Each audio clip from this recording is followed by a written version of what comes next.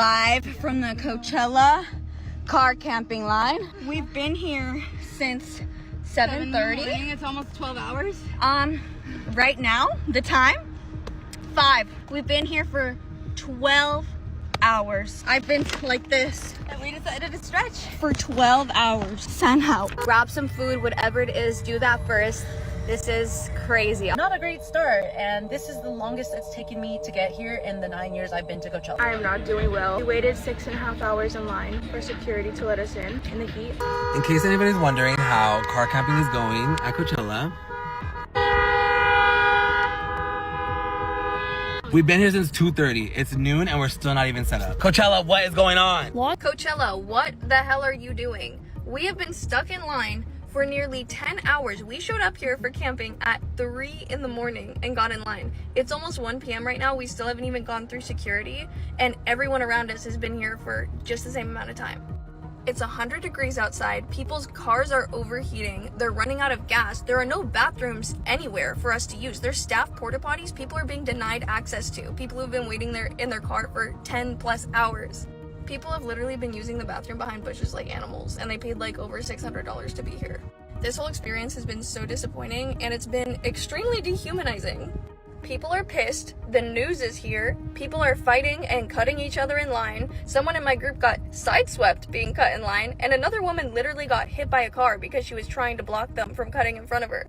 This is a complete shit show. I don't know what Coachella's gonna do to fix this. So we're on hour 8 of being in line for the Coachella camping. If you haven't heard, it's a shit show this year. Can't drink water, can't go pee.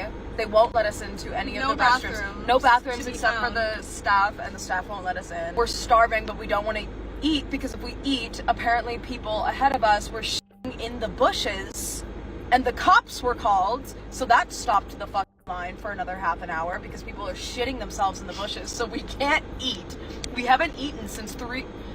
I ate 4 donuts at o'clock this morning. That's it. I've drank 1 thing of water in 8 hours. I haven't even finished my water. Can't finish the water. Can't do anything but sit here in the fucking... Our car is overheating. My phone has overheated twice. My camera does. There has been so much chaos, confusion, and just pure bedazzled drama around this year's Coachella, I honestly don't even know where to start. Like, I knew going into this weekend that things were gonna be a little messy because, let's be real, Coachella is never without its fair share of weird moments and PR disasters. But this year feels like the festival gods said, let's take all the influencer beef, logistical nightmares, and awkward celebrity moments we can possibly fit into 3 days and just throw it at Indio like glitter in the wind. And I have been boots on the ground, fully immersed, eyes wide open, soaking up every chaotic second of it. I haven't even finished unpacking my suitcase and I already feel like I've lived through an entire season of reality TV. It's that level of wild. So before I head out for another round of dusty air, blisters, overpriced popsicles, and overheard TikTok influencer drama, I thought, okay, let's sit down, hit record, and break down everything that's been going on at Coachella so far. Welcome to this week's extra special sunburned edition of the Coachella Weekly TCAP, a video that I literally wasn't even planning to make until fate intervened in the messiest way possible. Like, no joke, I had a whole different TCAP ready to go, totally unrelated to the festival, and I was just gonna post that before heading out. But plot twist, the entire file corrupted. Like, my camera really said nope, and now all I've got left is 40 seconds of me sipping iced coffee and looking confused. So naturally, I decided to pivot because the tea is boiling out here and the content is practically creating itself. Now, for those of you who've been following me for a while, you know I do these Coachella drama videos pretty much every year. It's tradition at this point. Last year, it was the porta potty scandals and the influencer meltdowns. And the year before that, we had that whole ordeal with the wristbands and that viral TikTok fight near the Ferris wheel. Iconic. So yesterday, I made a quick recap video going over the history of Coachella drama, just to keep the vibes alive and remind everyone that chaos at this festival is nothing new. And yes, I know not everyone loved that one. I saw the comments, I get it, but honestly, I kind of like doing a little pre-game mess rewind. It sets the mood. It's like lighting a candle before opening the tea. But today's different. Today, we're not talking about Coachella history. We're talking about what's currently going down. Because phew, the drama is giving. And I get it. Being at the actual festival makes it hard to post updates in real time. Wi-Fi is a scam, reception is spotty at best, and everyone's just trying to keep their makeup from melting off by noon. But this morning, I finally got a window of time where I'm not rushing out the door, and I just knew I had to sit down and give you guys the current rundown.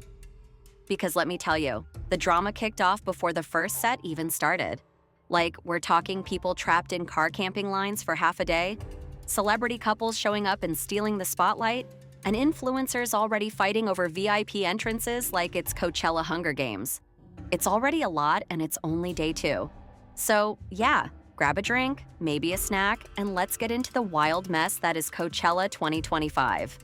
So, yeah, I don't know, maybe James needs to pull a few strings and figure out how to get himself back on that list because, he was definitely not thrilled to be out in Georgia this year. You could literally feel the passive-aggressive Instagram captions coming. But speaking of celebs and chaos, let's get into the actual lineup madness and all the guest surprises we've seen so far, because it's been a roller coaster.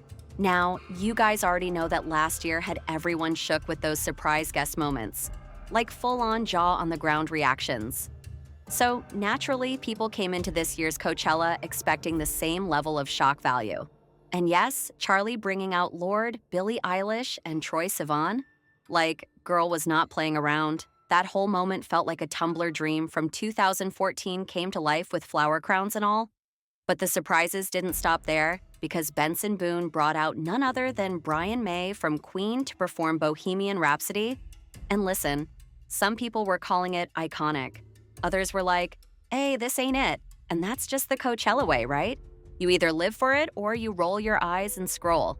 It's literally a festival built on opinions and glitter. But I'm not gonna lie, watching Brian May shred that guitar on a desert stage under those weird pastel lights felt like a fever dream in the best way. Like, who knew Gen Z was gonna get their classic rock fix at Coachella? Meanwhile, people are still debating Gaga's performance too. Half the internet is screaming, she ate, and the other half is like, why didn't she do this song? Where was that song? But no matter what anyone says, that set design, out of this world. Like, she really committed to the aesthetic. There were lasers, smoke, a rotating platform. At one point, I think a giant animatronic eyeball blinked at the crowd. It was a whole thing. And just when we thought the surprise guests were winding down, boom, Machine Gun Kelly appears out of nowhere, followed by Becky G, and then, plot twist of the century, Bernie Sanders. Yep, Senator Bernie Sanders literally took the stage before Claro's set and gave a whole passionate speech about climate justice, and I swear people didn't know whether to cheer, cry, or update their LinkedIn bios. It was peak Coachella randomness. Now, while the performances have been giving us moments, the other big convo this weekend has been about how straight-up expensive everything is. Like, I know Coachella has always been a little extra with the prices, but this year, people are really going through it. TikToks are popping off left and right, showing $40 nachos, $18 lemonades, and actual rage over $20 hot dogs. And the comments? Savage. Someone literally said, Coachella feels like a miserable money trap disguised as a spiritual awakening. And honestly, the accuracy. Another person was like, general admission is $600, and I'm still out here eating mid-chicken fingers like I'm in a school cafeteria. I've even seen people saying it's their worst nightmare. Crowds, heat, drunk people, chaos, overpriced everything. Like, the whole vibe of the festival is starting to feel less boho indie dream and more financial crisis in a desert.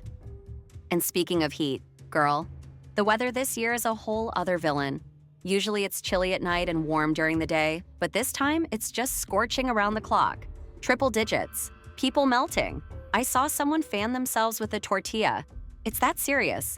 Lola Young literally looked like she was about to throw up from heat exhaustion on stage, and I wouldn't blame her.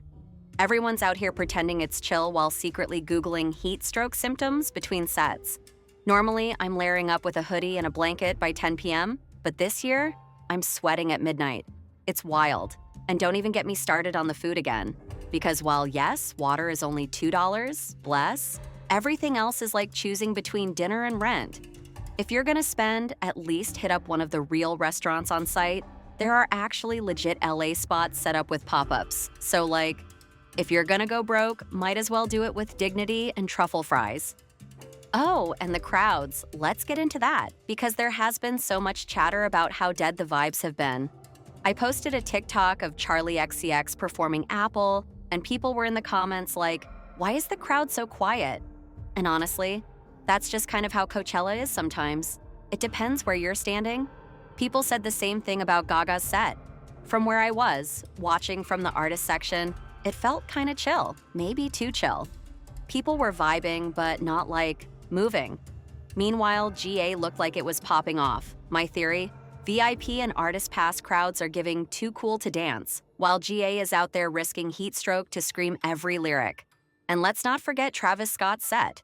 He went on late Saturday, close to midnight, and y'all, the energy was just not there. I was expecting absolute madness. Mosh pits, people flying through the air. But nope, people were literally sitting on the grass like it was a high school bonfire.